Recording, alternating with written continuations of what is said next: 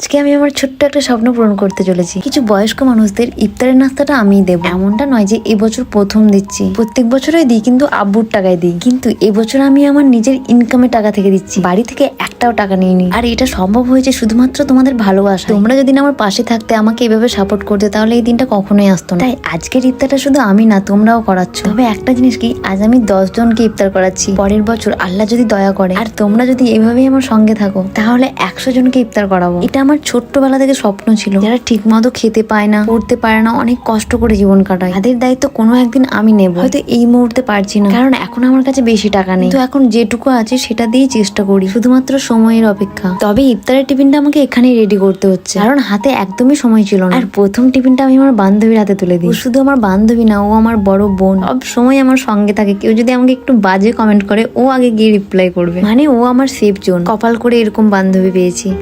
10টা আছে, এরপর যেন 100টা হয়ে যায়।